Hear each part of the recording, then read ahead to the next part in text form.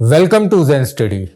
My name is Naval and today we are going to discuss one very important topic. Our topic for today is India's Global Diaspora Pravasi Bharatiya Celebration. Friends, since we are in January, so we all know in the second week of January, every year, Pravasi Bharatiya Divas is celebrated for 2 days. So today we are going to discuss this topic from your prelims point of view. Although this topic has also been asked in mains, but here we are going to discuss it in brief, okay? And we are going to link this topic with different point of view. ये जो topic है वो important इसलिए हो जाता है because prelims as well as mains में इससे क्वेश्चंस बन सकते हैं. ऑल्दो इससे आज तक प्रीलिम्स में क्वेश्चन पूछा तो नहीं गया बट मेंस में काफ़ी बार पूछा गया है. यहाँ पे हम एक ब्रीफ समरी लेंगे इस टॉपिक की और जब हम अपनी क्लासेस को डिस्कस करेंगे उसमें मैं आपको और डिटेल में समझाऊंगा इसका रेलेवेंस कैसे इसकी आंसर राइटिंग की जाती है. But here just have a brief outlook about this topic. So friends, as the heading says, how it is linked with Gandhi ji. Now Pravasi Bharatiya Divas is celebrated annually on 9th of January to commemorate the return of Mahatma Gandhi. It is celebrated 9 to 11. जैसा कि मैंने आपको बताया ये 2 days का event होता है. जैसे स्लाइड्स है मैं उसको रीड आउट करूंगा, उसमें आपको एक्सप्लेन करता जाऊंगा क्योंकि यहाँ समझने के लिए कुछ ज़्यादा है नहीं.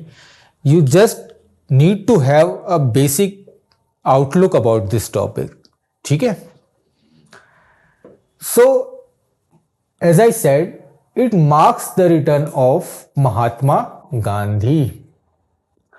Now, Mahatma Gandhi is India's greatest Pravasi.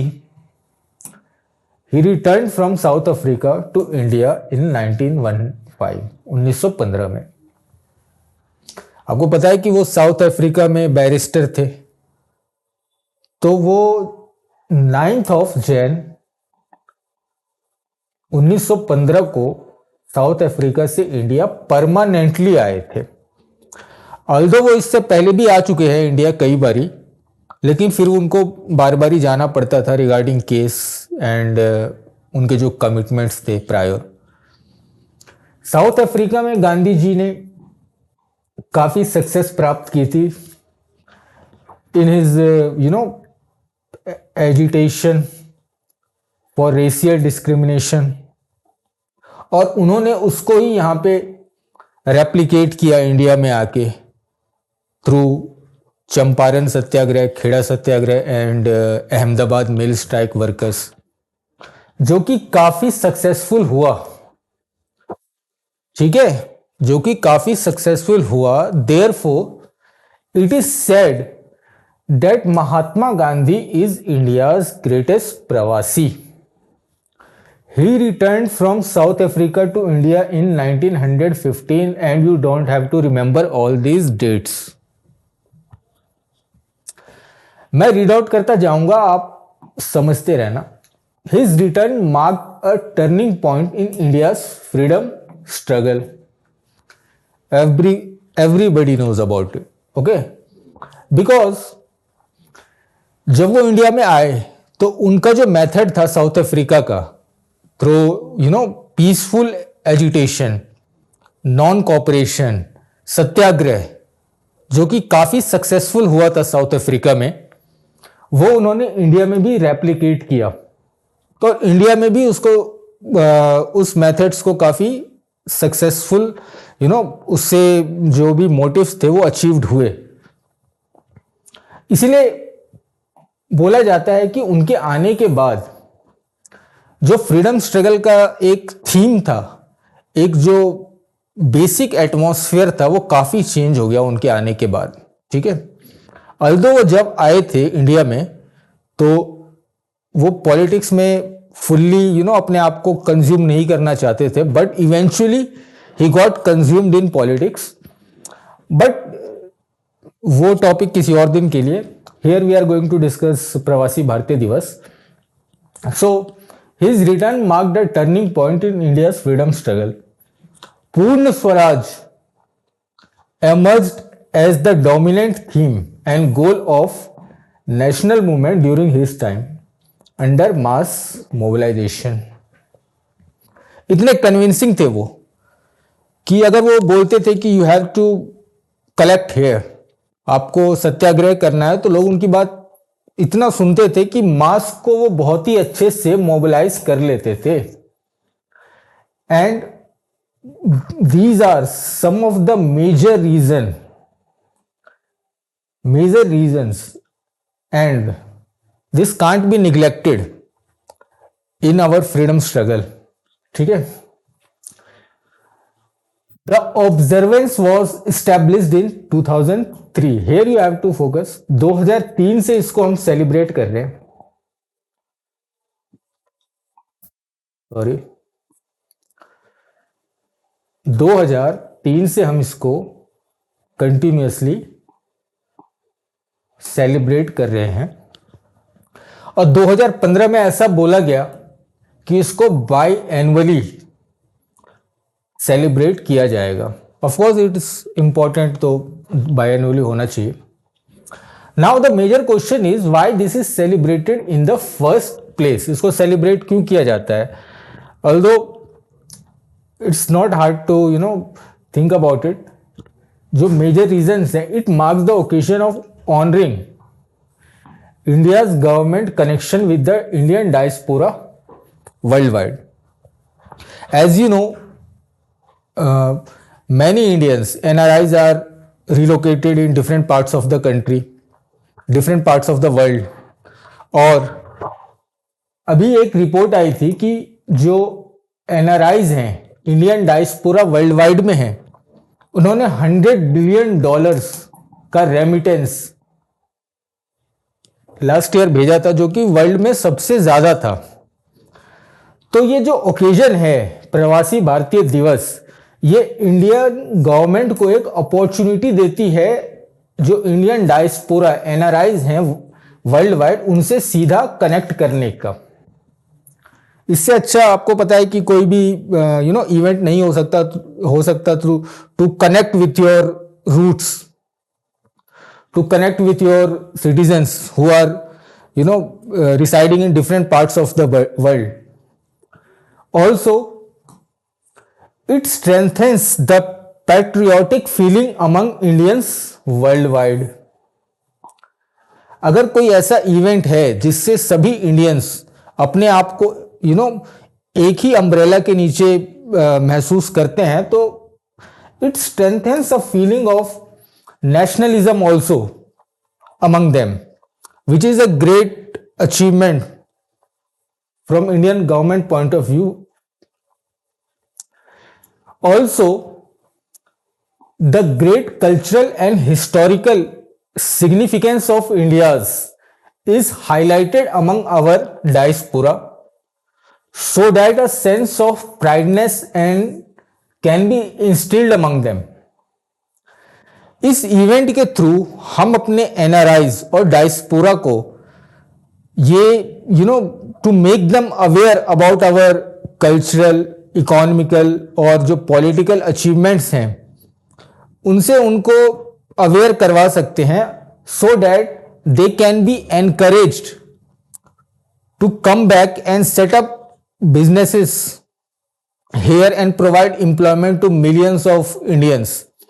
जो भी Indians accomplished हैं और different parts of world में settled हैं, they can be encouraged through these events that Indian government are with you, and if in case you want to set up your business, you want to expand and set up different parts of your business और उनको different countries में ले जाना चाहते हो, तो we as a Indian government are with you, and there will not be any hassle from our side, and you will be welcomed। इसलिए ये इवेंट और भी इम्पॉर्टेंट हो जाता है। अगर आप न्यूज़पेपर पढ़ेंगे तो आप देखेंगे कि जो अकॉम्प्लिस्ड इंडियंस हैं, जो एनआरआईज हैं, जो बिजनेसमैन हैं, बिलियनियर्स हैं, वो गवर्नमेंट को प्लेज करते हैं कि yes we want to set up our factories here, we want to invest this much money, we want to look after this sector. इस इवेंट के थ्रू इंडियन गवर्नमेंट एक रोड मैप तैयार करती है for India's growth also. This you also have to remember, अगर कभी statement form में आ गया कोई। Now there are some schemes related with Pravasi Bharatiya दिवस। आपको इन स्कीम्स को रिमेंबर नहीं करना है, just have a look. If in case, वैसे यूपीएससी में तो नहीं पूछा जाता, बट स्टेट पीसीएस में अगर कभी पूछा जाए तो आप उसको एलिमिनेट कर पाओ, लेकिन don't memorise it. These are one liners, I am just reading it out and just have a basic understanding. So Pravasi Kushal Yojana, it aims to institutionalize skill development for Indian immigrant workers. Second is scholarship program for diaspora children, offer 100 annual scholarship to person of Indian origin. ये person of Indian origin and NRIs are different. This we will discuss when I take our political class of citizenship, okay, for higher education in India. Here I am discussing in brief. Third is Know India program. It engages youth of Indian origin 18 to 30 to explore contemporary and modern India. Okay. Vajra, visiting advanced joint research faculty. It facilitates a rotational program for distinguished NRI professionals, including scientists, engineers, and doctors, to contribute their expertise. This you don't have to remember all these, कभी पूछा नहीं जाएगा, and don't burden your memory card, ठीक है? Just have a basic understanding about this कि अगर क्या है प्रवासी कुशल योजना, क्या है स्कॉलरशिप में कितने मिलते हैं, 100 मिलते हैं, ठीक है, और नो इंडिया प्रोग्राम की एज लिमिट क्या है। Just have a basic reference so that in case अगर कभी पूछा जाए तो आप कम से कम एलिमिनेट कर पाओ, ठीक है। ये you don't have to do PhD, आपको बस प्रीलिम्स को क्रैक करना है। So this is it from your prelims point of view. और इन केस मेंस में इसके काफ़ी ब्रांचेस बन सकते हैं, सब टॉपिक्स बन सकते हैं। तो जब मैं अपनी पॉलिटी, इकोनॉमी और हिस्ट्री की हम क्लासेस डिस्कस करेंगे तो उसमें और इससे रिलेटेड क्या कभी मेंस में पूछा जाएगा, उससे रिलेटेड और मैं आपको डीप में समझाऊंगा, ठीक है। But from prelims point of view this is more than enough and you don't have to remember this, okay. कभी क्वेश्चन पूछा नहीं गया, इन केस अगर कभी पूछा जाए तो that's enough. So keep learning and in upcoming classes I will discuss more about some other important and important topics. So thank you.